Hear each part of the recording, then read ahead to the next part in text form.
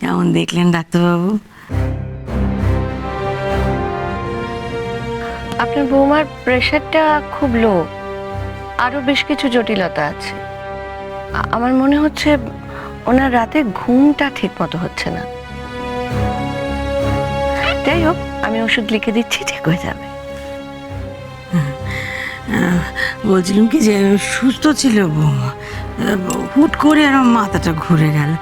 ভালো করে দেখে দিন না আমার ঘরে কোনো নাতি নাতনি আসছে কি না।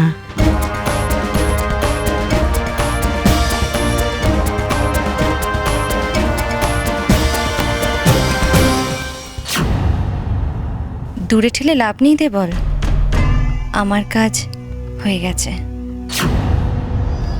আমি জানি এখন আমাদেরকে অনেক সংযত থাকতে হবে, কিন্তু এভাবে আর কতদিন বলুন তো? খুব দেরি নেই লক্ষ্মী, খুব শিগগিরই আমরা বিয়ে সেরে ফেলবো।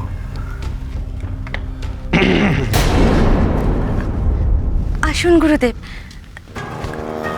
আপনার জন্য মিছরির জল আর ফলাহারের ব্যবস্থা করি গিয়ে। তোমার মঙ্গল হোক বালিকা।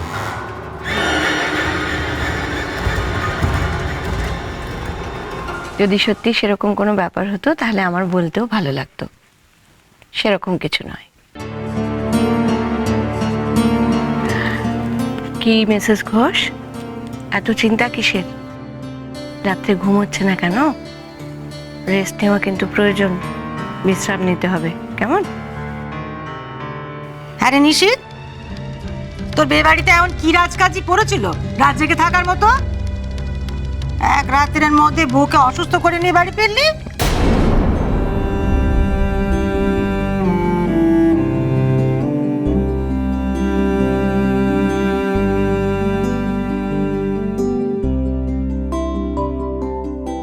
তোমায় বললাম না, ভগবানকে হেব্বি তেড়ে দিয়েছি।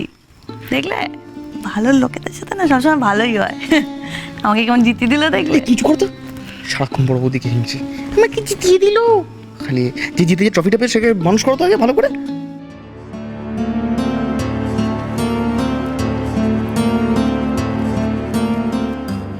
কি হলো কি? এখানে কি রামযাত্রা হচ্ছে? বাচ্চা কোলে করে সে দাঁড়িয়ে আছে তখন থেকে। ঘরে যাও। বুঝলে? আর শোনো, দুজনের কিন্তু আতর। যদি পা থেকে চুন খসে না নিয়মের, আমি কিন্তু কুরুক্ষেত্রে বাঁধাবো বলে দিলুম।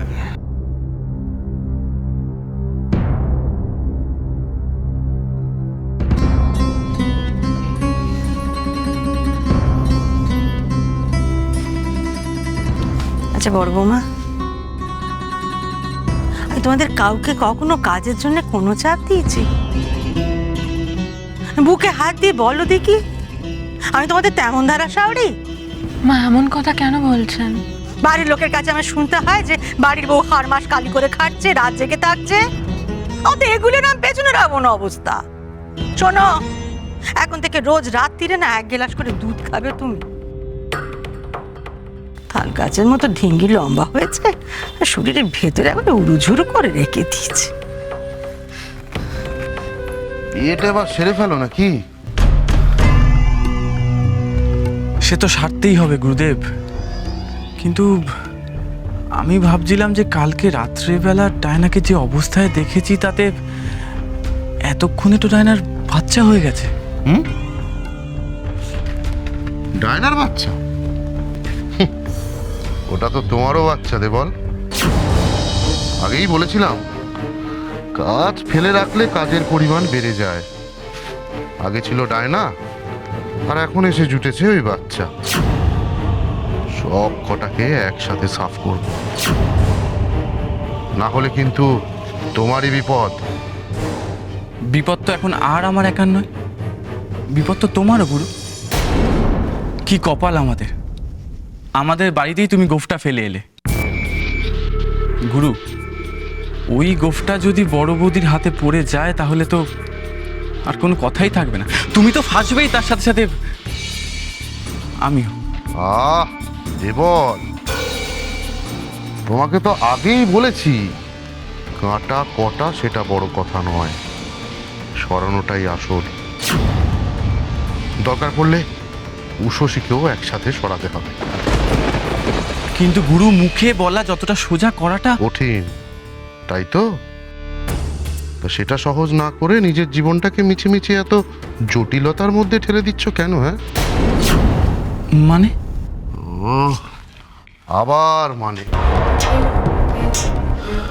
লক্ষ্মীর সাথে তোমার যে মাখো মাখো সম্পর্কটা, সেটার জ্বলন্ত প্রমাণ যদি তোমার মায়ের কাছে পৌঁছয়, তোমার অবস্থাটা কি হবে একবার ভেবে দেখেছো? ভাবো ভাবো, ভাবার চেষ্টা করো।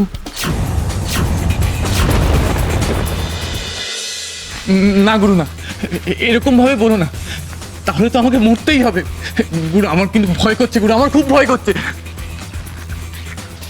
ভয়কে জয় করো বৎস, পরিশ্রম করো, ফল পাবে। না হলে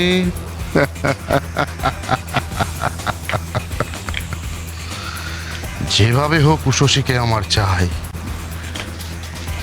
না হলে কিন্তু তোমারও শান্তি নাই।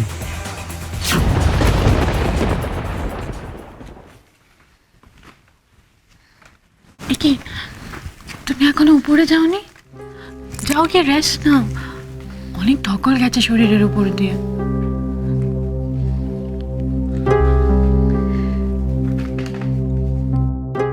তোমার মেয়ে না খুব মিষ্টি হয়েছে দেখতে। কার মতো দেখতে হয়েছে বলো তো? তোমার না দেবলের মতো? হ্যাঁ, ওর কি নাম দেবে ভেবেছ? আমিও নাম দেব,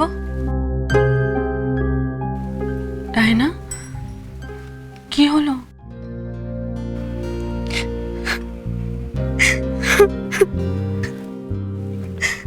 তুমি কাঁদছো কেন? কি হলো? তোমায় আমি কখনো বলিনি শশী, তোমার গা থেকে না আমি একটা মা গন্ধ পাই। আমি অনেকবার পেয়েছি। জানো শশী, আমি আমার মাম্মাকে ছেড়ে কখনো কোথাও থাকিনি। এ বাড়িতে যদি তুমি না থাকতে, তাহলে আমি আমার মাম্মাকে ছেড়ে একদিনও থাকতে পারতাম না।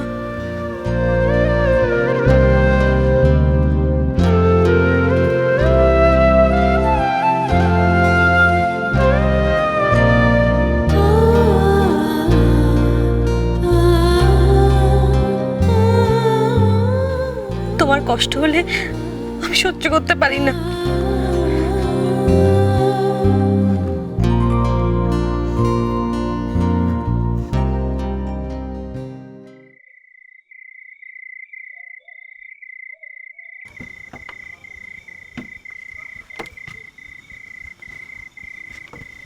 ব্যাপারটা কি হলো?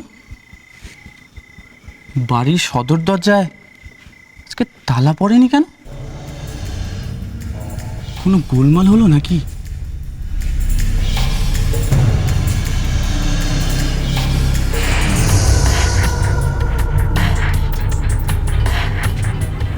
যাকে, আমার আবার কি দরকার? আমি বরং এই সুযোগে ঘরে ঢুকে পড়ি, যা হবে কালকে দেখা যাবে।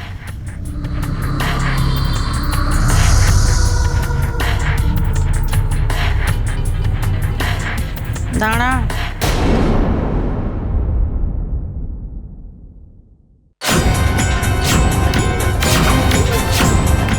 মা?